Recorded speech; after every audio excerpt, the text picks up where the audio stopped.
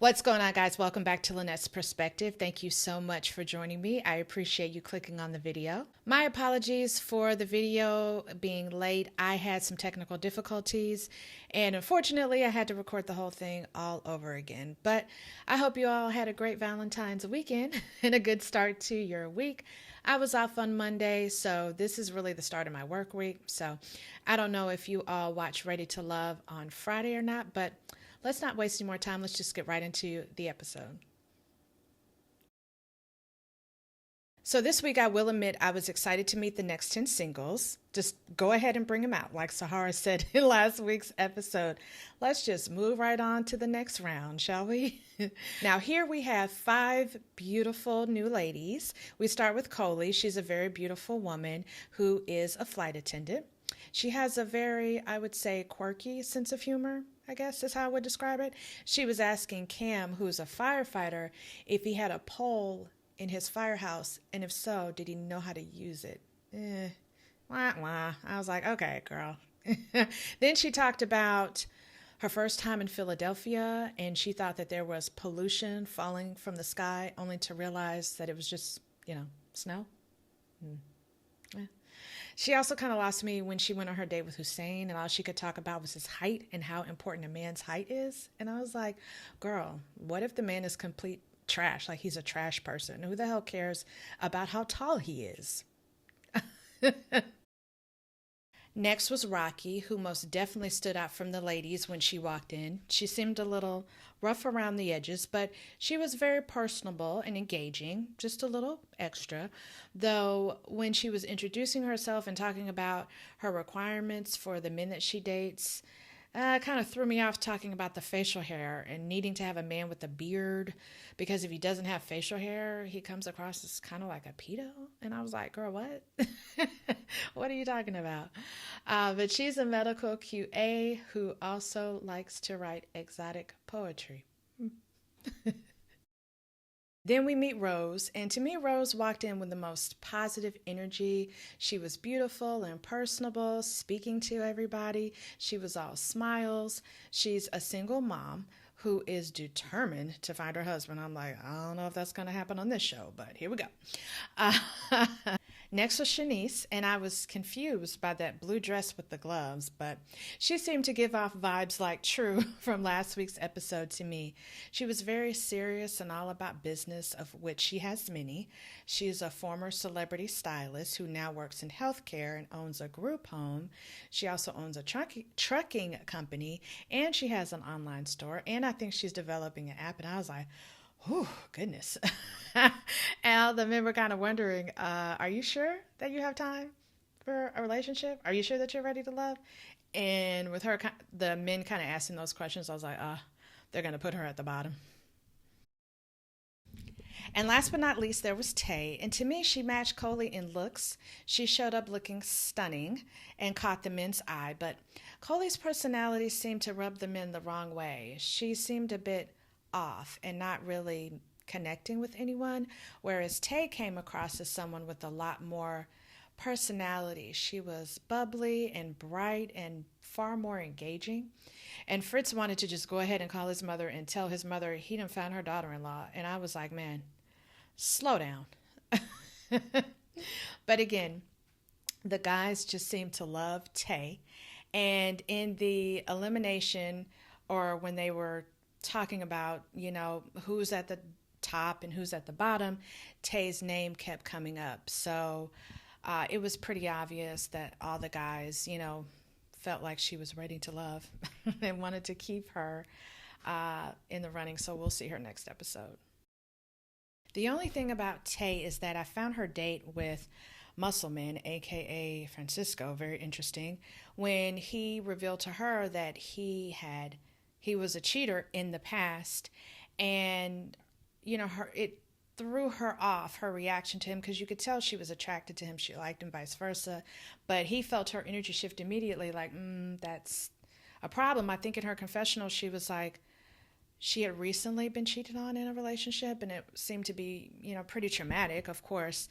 And I didn't like that she tried to play it off as though it wasn't a big deal, because I kind of felt like she had so much going for herself. She wasn't going to lose anything by just being honest.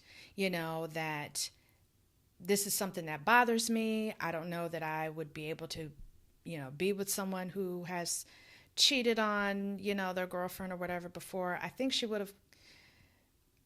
don't think it would have hurt anything had she just been more honest about her feelings. It just seemed like she was just trying to play it off and act as though it wasn't a big deal.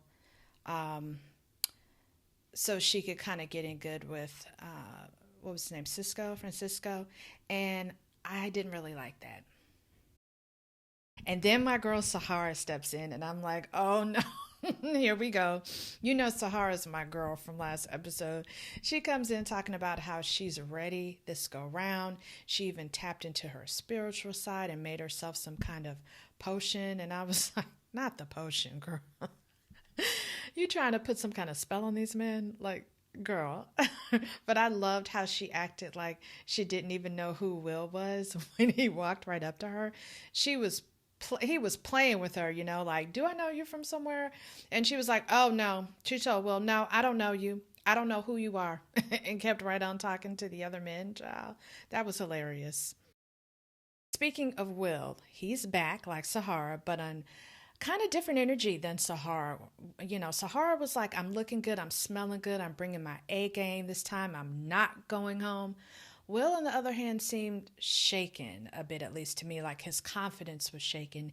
He didn't seem like he was in any way relaxed or comfortable, especially being aware of what the women didn't like about him from the previous episode. And the way Tommy embarrassed him in front of everybody at the end of this episode felt so uncalled for, at least from my perspective. But let's get into some of these other men. My personal fave was Cam, and not just because he was a firefighter, but he seemed genuine and nice, like a pretty down-to-earth guy. He came across as pretty decent and very respectful. I also like Khalil, Rocky's man. He was a nice-looking guy who seemed, again, very genuine and friendly, but unfortunately, he got put at the bottom because he spent way too much time with Rocky, and I'm glad he realized that at the end, but I was glad he didn't get sent home, but, the damage was kind of done because him and Rocky, he just allowed her to monopolize his time, and that hurt him at the end and put him at the bottom, so. Then we had Muscle Man, who was just sitting there sweating. I mean, sweat running down his face. He had to take his shirt off and, sit around looking like he was about to go do some yard work. I don't know. I was not impressed. He's an amateur bodybuilder who likes working with kids. I think he fell in love with Tay. But unlike Khalil, he definitely spread himself around with the other ladies, though, and didn't allow Tay to monopolize his time. So I don't know if he's necessarily the nicest guy. Something about him just kind of rubs me the wrong way a little bit, but we'll see more about him in the upcoming episodes. Hussein, who is 6'7", I believe, seemed like a great match with Rose because they were both creative types. I think he played basketball when he was younger, and then he said he switched to doing interior design, which Rose just loved because she was also into interior design. So, again, they seemed like they were actually a great match. But last not least was Fritz, who's a smart, well-traveled man the ladies seemed to vibe with, though he zeroed in again on Tay, like, I found her, I found the one. And I was like, okay, you just met her. But bottom line, Rose and Tay were the fan favorites with the men, and I think they were good choices. And the general consensus was that Shanice didn't really move the needle. She was all business, and Coley was not a favorite because more than one of the guys said that she was very surface level. I think she just kind of rubbed them the wrong way. For the women, they seemed to like everyone but Will. Oh, poor Will. And yes, I did feel a bit bad for him because he really seemed lost in this whole process and kind of deflated, like the air had just been kind of taken out of his tires. Now, when it came to the elimination, though, let's talk about how things went down with Will, especially because honestly, this was the most interesting part to me of the show. So Khalil and Will go up, and ultimately Will is picked again to go home. And instead of letting the man just walk off with any shred of dignity he might actually have left. I mean, the man is being rejected publicly for the second time. Tommy, just let him let him be. He just has to call him over and do this big announcement, just making it, to me, even more painful. Telling everyone all his business. He had already been on the show and had already been eliminated. And I was like, And the way everyone reacted, like shock, like, oh, hell no, this is his second elimination? This journey started with 2 mixes, and today was a simple. What you don't know is, Will was also in the first mix. You understand? What the? Just like today, the group from the first mixer determined he wasn't ready to love.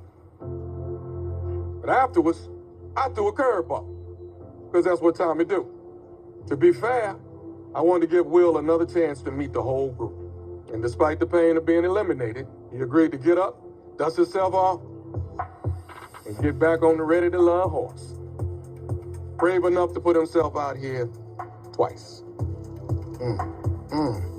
Will, I applaud you for showing the kind of commitment it takes, to overcome obstacles and focusing on your goal. Fortunately, ain't no third chances.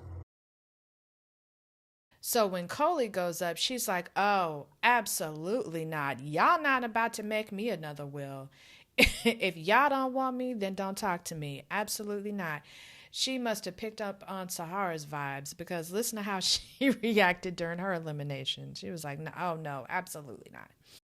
I think you think, how you go offer one person a second chance and not another? So what would you say if I offered you the same chance that I offered Will? I would say don't waste my time. You would say don't waste your time. That's right. Oh, that's right, Really? Coley. That's Coley all the way. That's Coley Bear. Go ahead, baby. Why do you say that? Tell me why. If I'm eliminated and I'm on the chopping block, they're not feeling me, they're not feeling me. I don't want to be like the Will next time. Like, if they don't want me here, like, maybe I should just go ahead and chop it up and go. Now, why does she have to curse, though? I was like, dang, Coley, tell us how you really feel. But watch how fast she flips, though, when she realizes that there are other men. There's 8 more singles that you haven't met. That's a lot, Coley. Now she got it. When you put it like that, I'm here to find love, and that's 4 more opportunities. I'm just excited. Now she got to change her heart. Look at her. There's 8 more Rethink that thought, baby. There's 8 more singles if you have not met yet. Yes. Let me rewind that. Let me change my mind. I like the firecracker, though. Yeah. So Coley is spared, and my girl Sahara is spared. She's not picked for elimination, so her spell must have worked. And I'm honestly happy for her.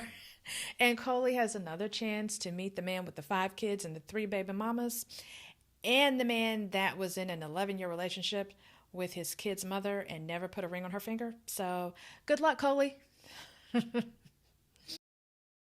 I am actually looking forward to next week's episode when we get to see everyone mix and mingle. Things should definitely pick up. You guys, please drop down in the comments and let me know what you all thought about this episode. And thank you so much for tuning in, guys. And I will see you all later this week. When they look in my eyes, all they see is pain, but I don't care. Deep in my heart, all I'm feeling is pain, but I don't care, 'cause I am a winner. I'm telling myself, I know I can make it.